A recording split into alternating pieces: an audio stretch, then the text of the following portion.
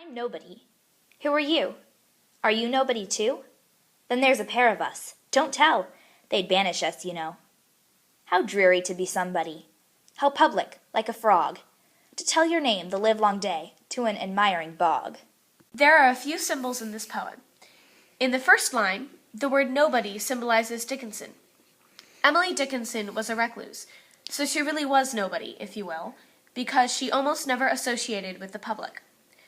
The fourth line, they'd banish us, you know, tells us that people who consider themselves nobody don't want to be somebody, because people would maybe banish them, or in other words, not want to associate with them.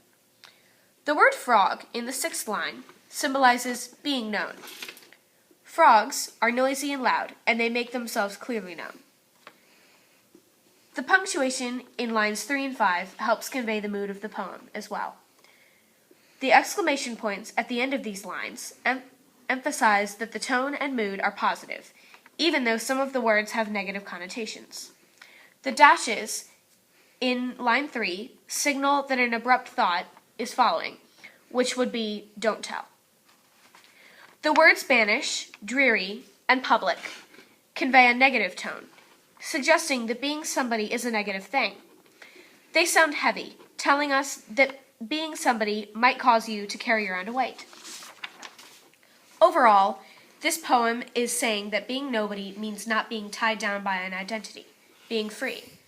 The way it is conveyed with symbolism, tone and mood, and punctuation clarifies that it is good to be nobody. How happy is the little stone that rambles in the road alone, and doesn't care about careers, and exigencies never fears, whose coat of elemental brown a passing universe put on, and independent as the sun, associates or glows alone, fulfilling absolute decree in casual simplicity. The word happy in the first line starts off the poem to a cheerful mood.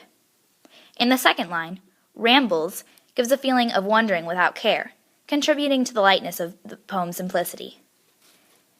The word independent in the seventh line also has a positive connotation.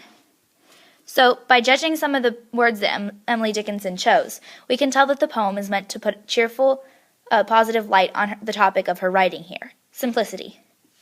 One main symbol is used throughout the poem, the little stone. The stone can be interpreted as a human, so that the writing seems to be talking about a simple, humble person. According to line 5, the coat has a shade of elemental brown.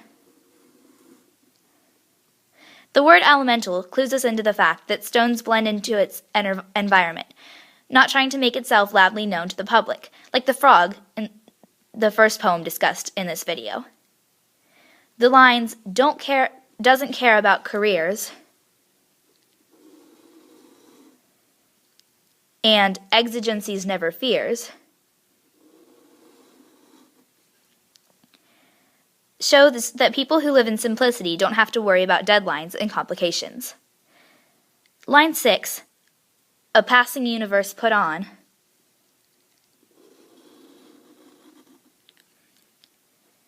uses the word universe to show how humans are in comparison, how small humans are in comparison to all existence, and that it's foolish to try to act bigger than we are.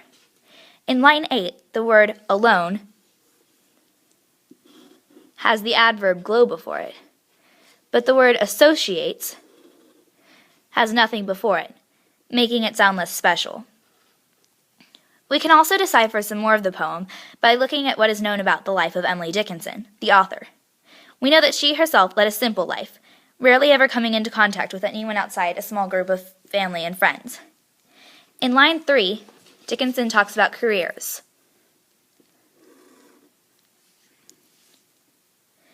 Dickinson never really had a career, and even her poems didn't see daylight until after her death. Maybe the poem could have been her trying to reason with herself, that simplicity is good? Was she possibly doubting herself when this poem was written?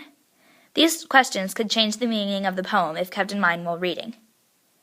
The poem is wrapped up by the line, in casual simplicity.